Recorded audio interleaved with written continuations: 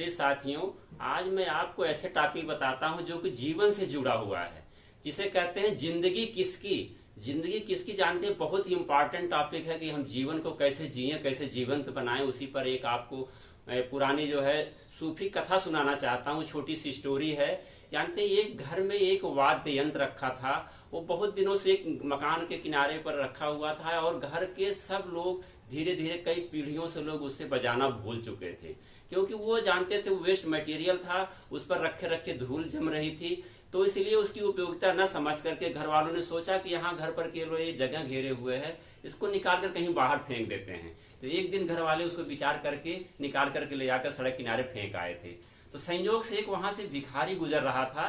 तो वो भिखारी देखा और तुरंत यंत्र की तरफ लालायित होकर के आगे बढ़ा और यंत्र के पास गया और उसे बजाने लगा। और देखिए, उसको बजाने की कला उसको आती थी, जबकि उस गांव में भी कोई नहीं बजाना जानता था, और जिसके पास था वो तो भूल ही चुके थे लोग, 2 पीढ़ियों से करीब रखा हुआ था। तो भिखारी जब उस यंत्र को बजाने लगा तो उसे आवाज को, इतनी मधुर आवाज थी उसकी कि सब लोग जो राह में गुजर रहे थे उधर से, सब लोग खड़े होकर के मंत्र मुग्ध होकर के सुनने लगे। और इतनी मधुर आवाज थी कि गांव के लोग भी अपने अपने घरों से निकल करके आए और उस आवाज को बड़े मन योग से एकदम शांत मुद्रा में खड़े होकर के सुन रहे थे। और सब लोग उस आवाज में अपने आप एकदम खो गए थे।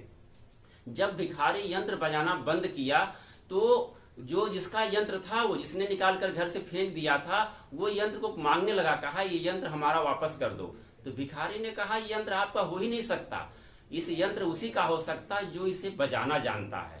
तो भिखारी की बात को सुनकर के जो वहां पर आपस में लोग और गांव रास्ते में जो जा रहे थे राहगीर और जो गांव के लोग थे, वो भिखारी के बातों को समर्थन किए कि वाकई में इतने दिनों से आप 2 पीढ़ियों से यंत्र कोने पर रखा हुआ था, आप नहीं बजा पाए। हमारे गांव में भी कोई नहीं बजाना जानता था। इतनी मधुर आवाज होती, इतनी सुरीली आवाज, इसको सुनकर के सब लोग मंत्र मुग्ध हो गए। इसलिए यंत्र इसका अधिकार इस भिखारी पर ही है, ये यंत्र आपका नहीं हो सकता।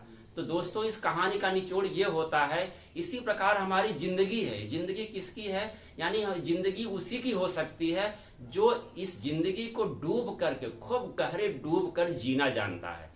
उसी इस जिंदगी का वाकई में हकदार होता है। जैसे उस वाद्य यंत्र का हकदार वाकई में कौन हुआ, वो भिखारी हुआ। इसी प्रकार अपने जीवन का, जिंदगी हम लोग जी रहे हैं, जिंदगी जीने का अधिकार, सबसे अच्छा जीवन, जिंदगी को कैसे जीवंत बनाया जाए, वो वही जानता है जो इसको अच्छे से डूब करके एक एक पल को जीवंत करता है। कि जीवन जीना कहते हैं एक कला है। जैसे हमारे ओशो ने कहा था कि जीवन के प्रत्येक पल को एक अंतिम दिन का अंतिम क्षण मानकर जीना चाहिए। इसी प्रकार के जीवन को अच्छे से डूब करके अपने पॉजिटिव एनर्जी के साथ हमेशा खुशहाल रहिए, दूसरे को भी खुशहाल करिए। हमेशा अपना आहार, विचार, व्यवहार जितने होते हैं सब आप अच्छा रखेंगे, आप स्वस्थ निरोग रहेंगे, खुशहाल रहेंगे और दूसरे को खुशहाल करेंगे। तो जीवन का आपका एक एक पल जो जीवंत होगा और अपने जीवन को आपको डूब कर जिएंगे, तो जीवन की यही सार्थकता हमारी होगी।